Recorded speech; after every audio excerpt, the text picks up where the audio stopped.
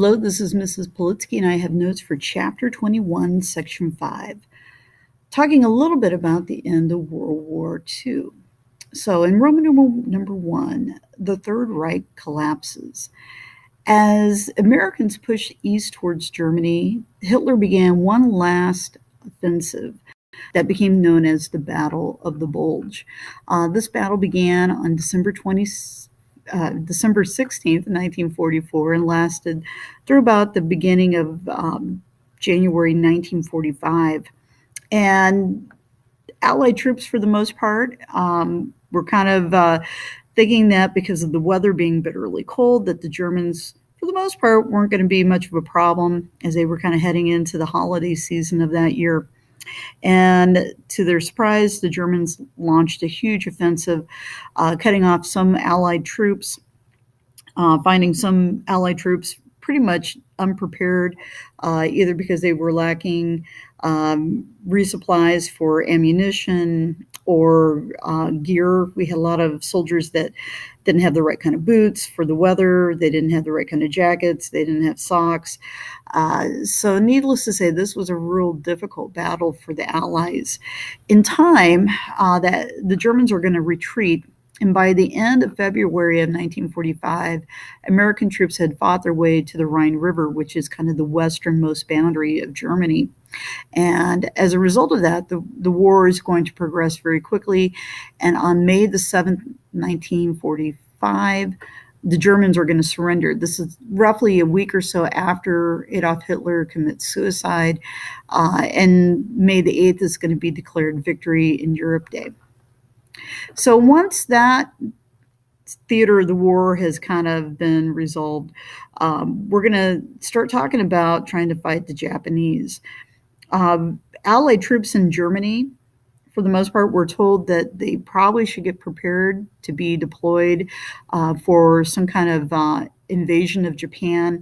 So it wasn't like when Victory in Europe Day occurs that our American troops are necessarily getting prepared to go home by any means. So in Roman numeral 2, the Japanese are defeated. American military planners decided to invade the island of Iwo Jima so that American B-29 bombers would have a place that they could refuel and land before bombing Japan. Iwo Jima, as far as a strategic target, it was kind of assumed that it would be kind of an easy island to take, and unfortunately, the Japanese were very well fortified.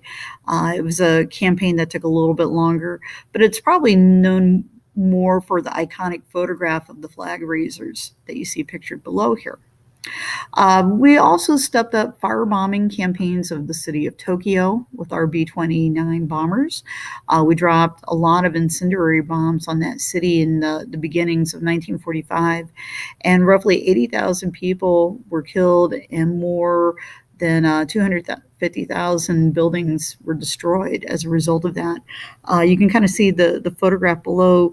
A lot of the structures in Tokyo at that period of time were built out of wood, and so a lot of this was like kindling for the fire.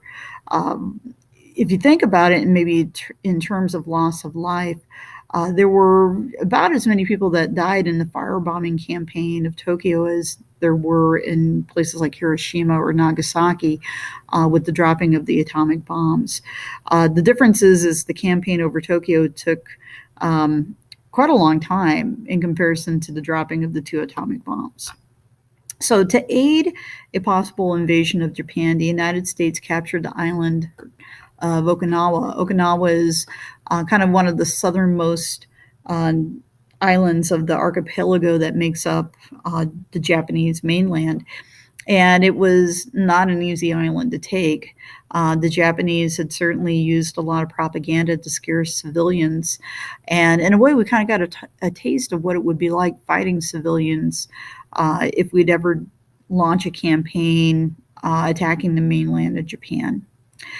America also was involved in building our atomic bomb, and this little project became known as the Manhattan Project. That was the code name. It really began kind of at the beginning days of the war. And J. Robert Oppenheimer, who you see photographed here. He's the man with the hat. He was the guy who was kind of the leader of this.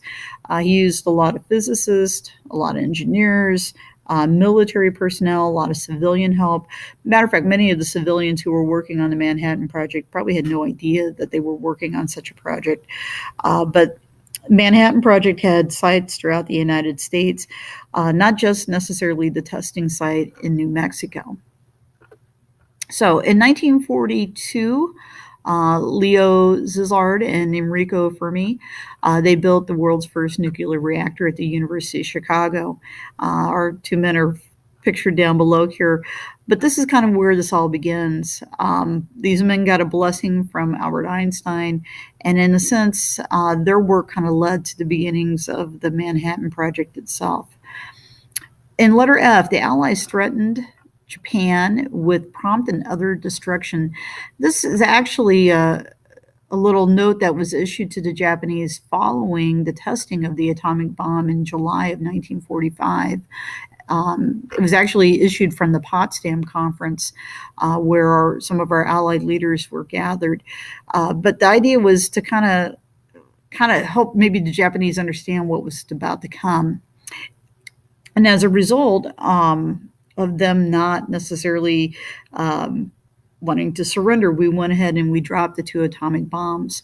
The first one being dropped on August the 6th, 1945 on the city of Hiroshima, and the second one being dropped on August the 9th of 1945 at the city of Nagasaki. Within a short period of time, the Japanese went ahead and issued a surrender note. But before they could do that, the Soviets had actually joined the Allies in declaring war on the Japanese. Kind of a last breath of the war, in a sense. Japanese issued their surrender on August the 15th, 1945. The Soviets and the Japanese never really get around to signing their surrender or their peace agreement until well after this period of time, literally up until about the 1990s. Roman numeral 3, the building of the New World. President Roosevelt believed that a new international political organization would prevent another world war, and so he was instrumental in creating the United Nations. This was all kind of begun before the war even ends. First meeting is held before Japan even surrenders. But today, the UN is headquartered out of the city of New York. They meet literally about once a year within their big Congress, if you want to call it that. But the idea, as far as like warfare, there's only been a couple wars that the UN actually has used troops to fight. Letter B, at the Nuremberg trials, the International Military Tribunal tried German leaders suspected of war crimes. Some of the more noted, or probably the most noted, was a man who I have my cursor on right here, Hermann Goering. Goering was a World War I fighting ace. Then after the war, he joins the Nazi Party and becomes basically the second top-ranking Nazi during the time of the war. Rudolf Hess, who is seated next to him. Rudolf Hess was also a pilot who eventually actually leaves Germany, and he ends up in Great Britain before the end of the war, but he's also put on trial as well. Many of these individuals who are at Nuremberg were tried. Many of them served time in jail. A handful of them were sentenced to death. But needless to say, this is the first time that we've ever had a war trial for war crimes. In letter C, the Allies did not put the Emperor of Japan on trial in order to avoid an uprising by the Japanese. The Emperor of Japan, in a way, was kind of demoted. He had been a deity. As a result of the war, the Japanese agreed not to recognize the emperor as a deity. He is kind of a figurehead, but not necessarily a man who has political power in the country. So thank you very much.